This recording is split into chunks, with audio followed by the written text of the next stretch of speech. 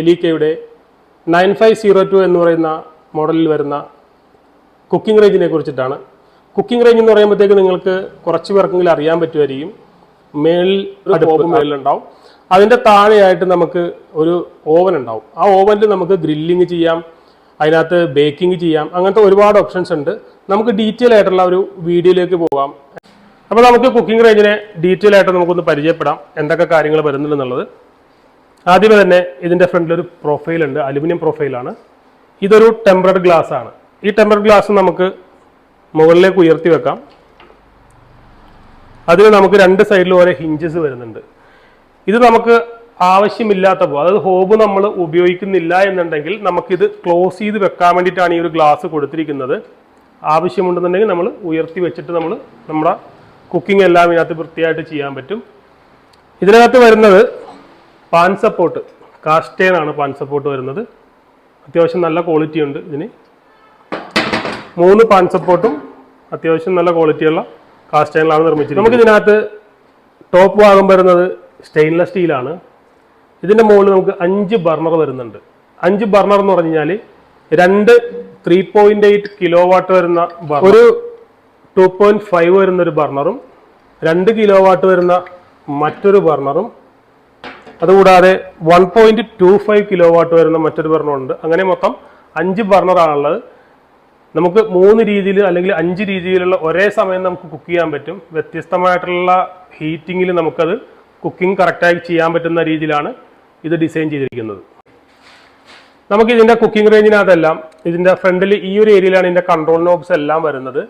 ഈ 5 കൺട്രോൾ എന്ന് പറയുന്നത് നമ്മുടെ മുകളിലത്തെ അടുപ്പ് നമുക്ക് കത്തിക്കാനും അത് സിമ്മാക്കാനും വേണ്ടിയിട്ടാണ് ഈ ഓരോ നോബുകളും കൊടുത്തിരിക്കുന്നത്.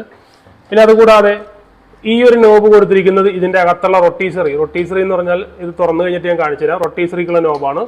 അതിൻ്റെ താഴെയുള്ള ലാമ്പ്, ഇതിനകത്ത് ലൈറ്റ് ഉണ്ട്, ആ ലാമ്പ് വർക്ക് ചെയ്യുന്ന നോബാണ്. ഇതിൻ്റെ താഴെ വേറൊരു ബട്ടൺ കൂടി ഉണ്ട്.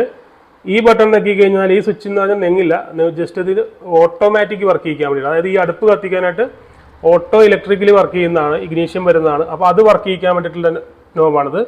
നമ്മൾ നെക്കി പിടിച്ചു കഴിഞ്ഞാൽ ഓട്ടോമാറ്റിക് എല്ലാത്തിലും ഒരേപോലെ സ്പാർക്കിങ് വരും. നമ്മൾ ഏതാണോ നെക്കിയിട്ട് തിരിക്കുന്നത് അത് മാത്രമേ ഇതിനകത്ത് കത്തുകയുള്ളൂ. നമ്മളിപ്പോൾ ഈ ഒരു ഭാഗത്തുള്ള നോബിൻ്റെ കാര്യങ്ങളെല്ലാം പറഞ്ഞു. അതിന് തൊട്ട് പുറത്തായിട്ട് 2 നോബ് മാറിയിരിക്കുന്നുണ്ട് ഒരു സൈഡിലായിട്ട്. ഈ നോബ് 2 എണ്ണം എന്തിനാണെന്ന് വെച്ച് കഴിഞ്ഞാൽ, ഒരെണ്ണം ഇതിൻ്റെ ടൈമർ, നമുക്ക് ഈ ഓവൻ ഉപയോഗിക്കുമ്പോൾ നമുക്ക് അത് ഇത്ര ടൈം കഴിയുമ്പോഴത്തേക്കും അതിന് അലാറം കേൾക്കാൻ വേണ്ടിയിട്ട് ഒരു മെക്കാനിക്കൽ ടൈമർ ഉണ്ട്.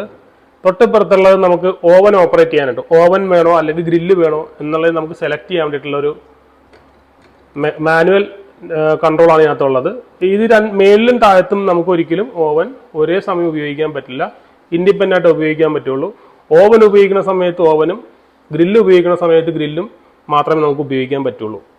അപ്പോൾ ഇത് നെക്കിയിട്ട് വലത്തോട്ട് തിരിച്ചു കഴിഞ്ഞാൽ ജസ്റ്റ് ഒന്ന് ഹോൾഡ് ചെയ്ത് പിടിക്കണം. ഇതിങ്ങനെ ഹോൾഡ് ചെയ്ത് പിടിച്ചിട്ട് നമ്മൾ ഓട്ടോമാറ്റിക് നെക്കി പിടിച്ചു കഴിഞ്ഞാൽ മേളിലത്തെ ഫ്ലെയിം വരും. എല്ലാം ഗ്യാസിലാണ് വർക്ക് ചെയ്യുന്നത്, താഴെയും മേളിലെല്ലാം ഗ്യാസിലാണ്. ഇലക്ട്രിക്കൽ ഉപയോഗിക്കുന്നത് ആകെ ഇതിൻ്റെ മറ്റുള്ള ലൈറ്റുകൾ, റൊട്ടീസറി, ഈ സ്പാർക്കിങ്, ഇതിനൊക്കെ വരുന്നതിന് വേണ്ടിയിട്ടാണ് ഇലക്ട്രിക്കൽ ഉപയോഗിക്കുന്നത്. ഇതിങ്ങനെ നെക്കിപ്പിടിച്ച് വലത്തോട്ട് നെക്കിപ്പിടിച്ചിട്ട് സ്പാർക്കിംഗ് അടിക്കുമ്പോൾ മേളിൽ ഫ്ലെയിം വരും. നമ്മൾ ഉടനെ തന്നെ ഇതിൻ്റെ കൈ വിടരുത്, അങ്ങനെ തന്നെ പിടിച്ചോണം. ഇതിനകത്ത് FFD ഫംഗ്ഷൻ ഉള്ളതാണ്, ഫ്ലെയിം ഫെയിലിയർ ഡിവൈസ്. അങ്ങനെ ഒരു ഫംഗ്ഷൻ ഉള്ളത് കൊണ്ടിട്ട് അത് ഹീറ്റാകാനായിട്ട് 2 മുതൽ 10 സെക്കൻഡ് ടൈം എടുക്കും. അത്രയും നേരം നമ്മൾ ഈ നോബ് ഹോൾഡ് ചെയ്ത് പിടിക്കണം. അതിനുശേഷം കത്തിയതിനു ശേഷം നമുക്ക് ഈ നോബ് വിടാം. അതേപോലെ തന്നെയാണ് ഓവൻ ഉപയോഗിക്കുമ്പോഴും നമ്മൾ നെക്കിയിട്ട് ലെഫ്റ്റിലേക്ക് തിരിക്കുക, സ്പാർക്കിംഗ് ഓണാക്കുക, കത്തിക്കുക, ഹോൾഡ് ചെയ്യുക, വർക്ക് ചെയ്യുക.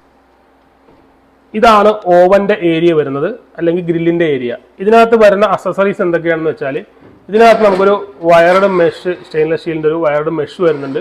മെഷ് എന്തിനാണെന്ന് വെച്ച് കഴിഞ്ഞാൽ നമുക്ക് എന്തെങ്കിലും സാധനങ്ങൾ കയറ്റി വെക്കാം, ചിക്കൻ, ഫിഷ്, അങ്ങനെ എന്തെങ്കിലുമൊക്കെ പൊരിക്കണോ ഫ്രൈ ഒക്കെ ചെയ്യണമെന്നുണ്ടെങ്കിൽ ഇതിൻ്റെ മുകളിൽ കയറ്റി വെക്കാം. പിന്നെ വരുന്നതെന്ന് വെച്ചാൽ ഇതൊരു ഡിപ് ട്രേ ആണ്.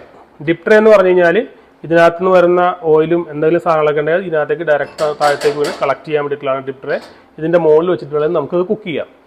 പിന്നെ അതുകൂടാതെ ഇതിനകത്ത് ഇതിൻ്റെ പേരാണ് റൊട്ടീസറി എന്ന് പറഞ്ഞാൽ നമുക്ക് ഒരു ഫുൾ ചിക്കനൊക്കെ നമുക്ക് ഇതിനകത്ത് കോർത്തിട്ട് നമുക്ക് ഇതിൻ്റെ നെറ്റ് ടൈറ്റ് ചെയ്ത് 2-3 ചിക്കനൊക്കെ ഒരേ സമയം നമുക്ക് വെച്ച് കുക്ക് ചെയ്യാം. ഇതിൻ്റെ ചെറിയൊരു നീഡിൽ ഇതിൻ്റെ ഉൾഭാഗത്ത് ഇതിൻ്റെ മോട്ടറുണ്ട്. ആ മോട്ടർ യൂണിറ്റിലേക്ക് നമ്മൾ ഇങ്ങനെ കണക്ട് ചെയ്തതിന് ശേഷം ഇതിൻ്റെ ഒരു ഹുക്ക് ഉണ്ട്. ആ ഹുക്കിൽ തൂക്കിയിട്ട് കഴിഞ്ഞാൽ ഇത് ഓട്ടോമാറ്റിക്കായിട്ട് ഇങ്ങനെ റൊട്ടേറ്റ് ചെയ്തുകൊണ്ടിരിക്കും. അപ്പോൾ നമ്മൾ ആ റൊട്ടേറ്റ് ചെയ്യുന്ന ബട്ടണാണ് ആ മേളിൽ കാണിക്കുന്നത്. ആ റൊട്ടേറ്റ് ചെയ്യുമ്പോഴത്തേക്കും ചിക്കൻ എല്ലായിടത്തും നന്നായിട്ട്, അല്ലെങ്കിൽ ഫിഷ് എന്തായാലും വെക്കുന്നത് നന്നായിട്ട് എല്ലാ സൈഡും മൊരിഞ്ഞ് കിട്ടും. അതിന് വേണ്ടിയിട്ട് നമ്മൾ ഉപയോഗിക്കുന്നതാണ് റൊട്ടേറ്റർ. ഇൻലെറ്റ് വരുന്നത് കുക്കിംഗ് റേഞ്ചിൻ്റെ വലത് ഭാഗത്തായിട്ടാണ്. ഇതാണ് ഇതിൻ്റെ ഇൻലെറ്റ് വരുന്നത്. അതിന് താഴെയായിട്ട് ഇതിൻ്റെ ഇലക്ട്രിസിറ്റി കേബിൾ വരുന്നുണ്ട്. ഇതിൻ്റെ കൂടെ ചില സമയത്ത് പിന്നുണ്ടാകാണ് ഇലക്ട്രിക്കൽ സപ്ലൈ വരുന്നത്.